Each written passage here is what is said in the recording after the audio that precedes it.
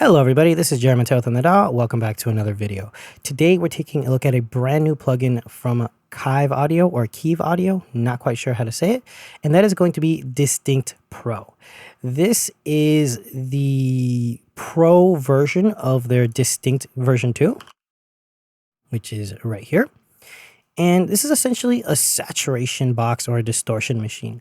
Now, Distinct version 2 was a much more aggressive mixing tool that had really cool options, but was very much a super distortion machine. And let me show you what I mean. If I just bypass my entire signal flow on this kick drum, right? I know this doesn't look bypassed, but it is right here. Let's listen to this kick drum and watch what happens with just Distinct version 2.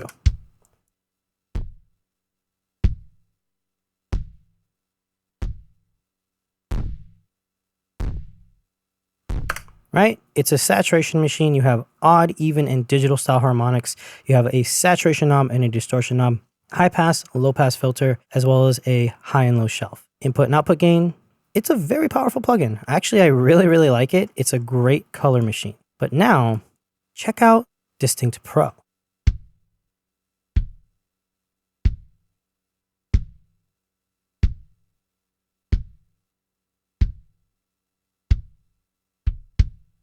Right? Very subtle.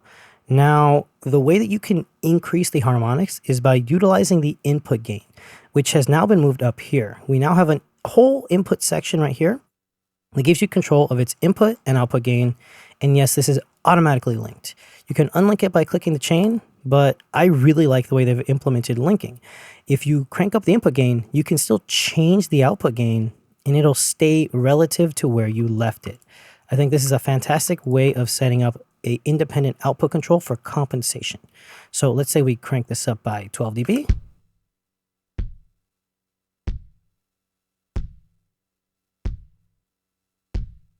We still do not get the same super aggressive distortion we got from Distinct version 2. What does that mean? That means that this is a lot more of a flexible mixing and mastering tool that also has a lot more options because it is a lot more subtle. Now, the next section that we have is the drive, dynamics, and EQ auto gain on and off. This will bypass each individual section as well as turn auto gain off. The EQ actually drives into distortion, which is fantastic. You have a 3-band EQ, a high frequency, mid frequency, and low frequency EQ that goes into saturation. It's about 10 dBs plus and minus. And then we have our linked for our left and right channel. If we turn that off, we actually have independent left and right processing. We can work this in either mono, stereo, or mid-side. So now we can do very complex routing and controls. We have our oversampling up to 16 times. I have noticed that the aliasing on this thing is almost non-existent. So if you crank this up to, I think, times 4 or more oversampling, any type of aliasing that you will get is completely inaudible. Now your high and low pass frequency filters are now set up right here together. This goes from 0 all the way to 500, from 20K all the way to 1000 Hertz. You have your A/B section, your undo and redo, and then your little menu, as well as your presets. And that's it for the top. Let's look at the middle section. Now we already went over the drive section. We have a saturation knob, the switch to change between the modes or the channels, distortion, a low, mid, and high frequency EQ band. But let's actually see how this sounds. We'll grab a fresh instance.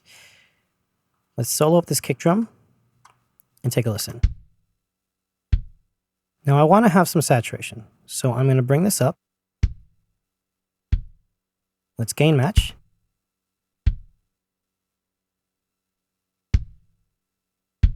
Right? We'll bring up the distortion and saturation.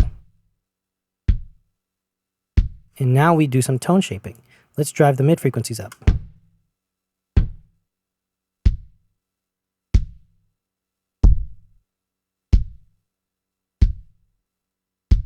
We can change the harmonics from odd, even, or digital.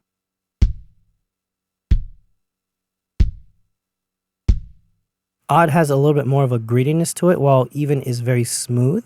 Digital is digital, but it's really interesting. Digital doesn't actually sound bad.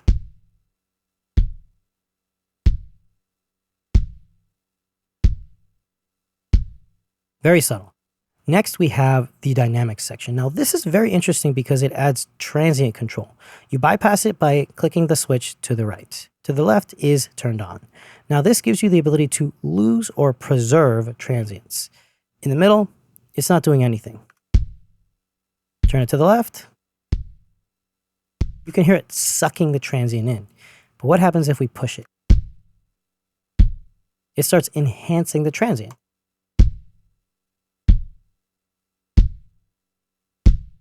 It's a fantastic way of either reining in the dynamics by gently bringing it back or adding dynamics if you are doing heavy distortion. The compression section is just a knob from 0 to 100. You have your attack right here, fast and slow for the release. Now we have a behavior. FB, I think, means feedback. FW, I'm not quite sure what that stands for, but this does say amplitude.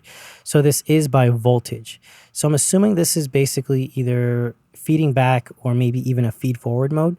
But take a quick listen on how this sounds. Now this is a ton of compression. Switch it all the way to FW. Completely different. You can definitely get a really interesting sound this way. Next, we have the distortion curve. Now, this is really cool. This allows you to actually shape the way that this plugin is going to distort. So if we crank this up all the way, listen to the kind of pillowiness of that kick drum. If we bring this all the way to hard clipping, you can hear how it doesn't gently round off the shape. It actually cuts it. Check this out. We're going to go in and out. Soft to hard clipping.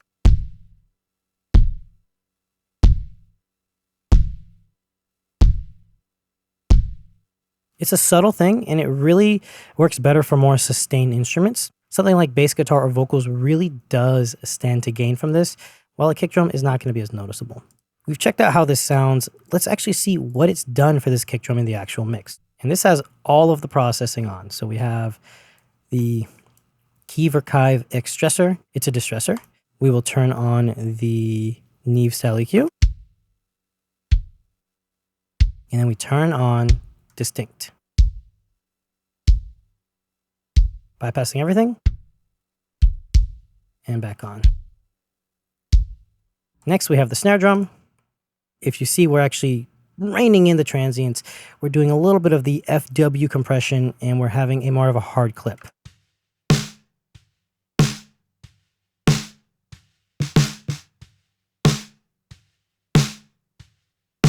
This one, you can actually hear the distortion curve.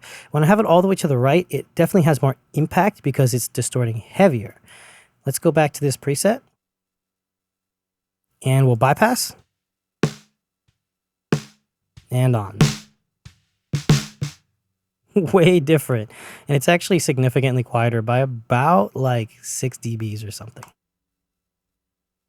Next, we have it on the overheads.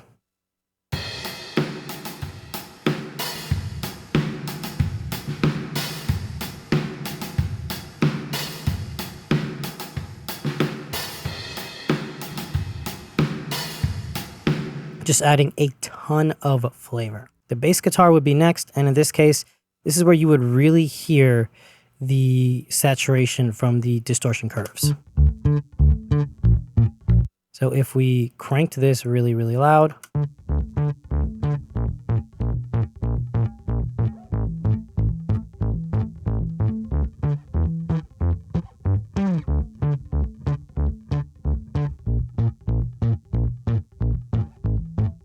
notice how when I have it to the left, the distortion curve is more rounded and softer. When I go into hard clipping, it kind of has this abrasive aggressiveness to it. Let's bring this on to the other menu so we can see it. We'll go back to the bass preset that I made, and we'll bypass it.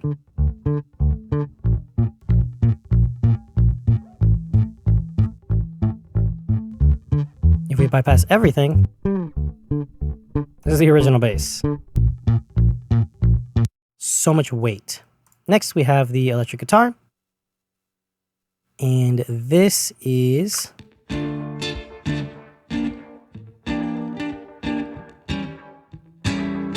This is essentially being used as a tube screamer style pedal. I'm cranking up the high frequencies, bringing up the lows a little bit, ducking down the mids, adding tons of saturation and distortion, reining in the controls, adding a little bit of compression, and then kind of making it an asymmetric curve. But I'm using those even harmonics because they're smooth. They go really well with Amped Gemini from ML Sound Labs. I think it's a great way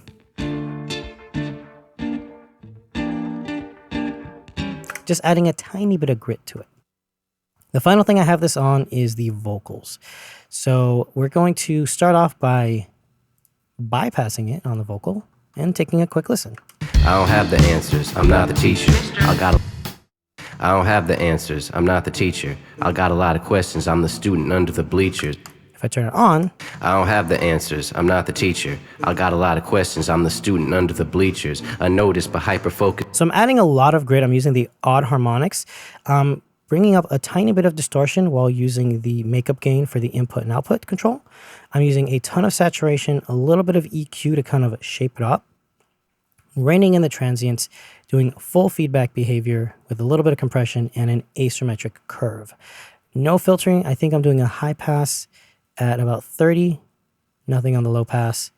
And let's check this out in the mix. So I'm going to bypass this and then we'll bring it in and listen how it makes the vocal suddenly stand out, even though it's slightly quieter in peak volume. I don't have the answers, I'm not the teacher. I got a lot of questions, I'm the student under the bleachers. Unnoticed but hyper-focused on things they say I shouldn't be, like trying to live a life to provide a beautiful eulogy. One day I'll be a memory in your mind. You'll be a memory to them and we'll all be intertwined. Now, what I want you to listen to is how gritty this sounds. It suddenly has a little bit of sparkle and it has a little bit more weight to the top end without sounding harsh or shrill. I don't have the answers, I'm not the teacher. I got a lot of questions, I'm the student under. It brings up the mid-range a little bit more and it also helps it cut through. Its distortion is obviously audible in solo, but in the mix you cannot hear it whatsoever. So next what I want to do is let's actually go ahead and bypass every instance.